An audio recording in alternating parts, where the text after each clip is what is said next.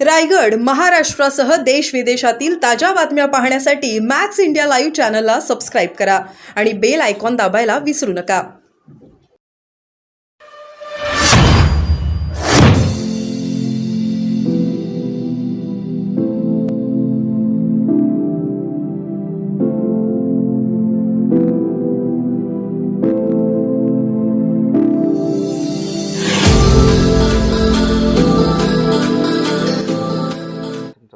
धार्मिकता होती आणि मुस्लिमांचा फतवा आणि हिंदूंचा बटेंगे तो कटेंगे, या सगळ्या धार्मिक राजकारणामध्ये आमचा सेवेचा झेंडा हारलेला दिसतं.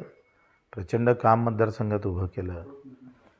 6,700 कोटी म्हणजे आणि मतं भेटले 67,000. एकंदरीत सेवा हारली आणि राजकारण जिंकलं, अशीच प्रतिक्रिया लोकांची आहे. धार्मिकता, लाडकी बहिणीचा थोडा प्रभाव आणि EVM मधला घोटाळा हे त्याला प्रमुख कारण असू शकतं. बच्चूभाऊचा आता समोरचा अजेंडा काय असणार, काय भूमिका समोर?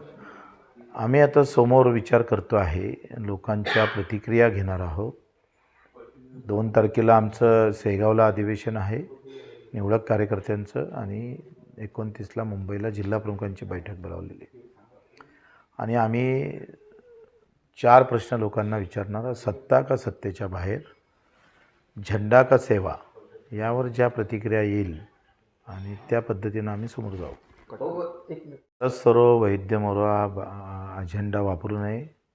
जर बंडखोरी शिंदे साहेबांना केली नसती तर भाजप सत्तेत आली नसती. भाजप सत्तेत आली नसती तर आज चित्र वेगळं राहिलं असतं. आणि म्हणून ही जी काही किमया आली आहे हे एकनाथ साहेबांच्या बंडखोरीच्या नंतरच आलेली आहे आणि त्याच्यामुळं भाजप असं करणार नाही मला असं वाटतं. शिंदे साहेबांची मुख्यमंत्र्याची दावेदारी हे 100% बरोबर आहे.